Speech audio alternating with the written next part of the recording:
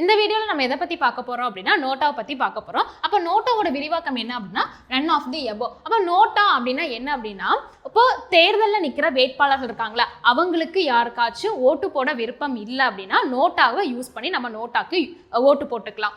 இதுக்கு அடுத்து நோட்டாவோட வாக்குகள் அதிகமாயிடுச்சு அப்படின்னா அந்த இடத்துல யார் வின்னிங் கேண்டிடேட்டாக இருப்பாங்க, யார் அறிவிப்பாங்க அப்படின்னு பார்த்துட்டோம்னா நோட்டாக்கு அடுத்தபடியாக எந்த கேண்டிடேட் அதிக வாக்குகள் வாங்கியிருக்காங்களோ அவங்கள வின்னிங் கேட்டகரியாக அனௌன்ஸ் பண்ணியிருப்பாங்க.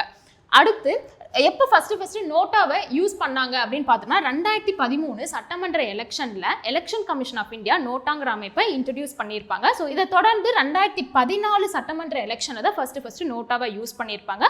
அடுத்து 16வது லோக்சபா எலெக்ஷன்லேயே ஃபஸ்ட்டு யூஸ் பண்ணியிருப்பாங்க. இதுக்கு அடுத்து எந்த கண்ட்ரியில் ஃபஸ்ட்டு நோட்டாவை இன்ட்ரடியூஸ் பண்ணியிருப்பாங்க அப்படின்னா ஃப்ரான்ஸில் இன்ட்ரடியூஸ் பண்ணியிருப்பாங்க. அப்போ நம்ம இந்தியா எப்போ எத்தனாவது கண்ட்ரியாக இன்ட்ரடியூஸ் பண்ணியிருப்பாங்கன்னா 14வது கண்ட்ரியாக இன்ட்ரடியூஸ் பண்ணியிருப்பாங்க. அடுத்து ஃபஸ்ட்டு ஏஷியன் கண்ட்ரி யார் இன்ட்ரடியூஸ் பண்ணியிருக்காங்க அப்படின்னா பங்களாதேஷ் இன்ட்ரடியூஸ் பண்ணியிருப்பாங்க. இதுக்கு அடுத்து நோட்டாவோட சிம்பிள். ஸோ நோட்டா சிம்பிள் இப்படி தான் இருக்கும்.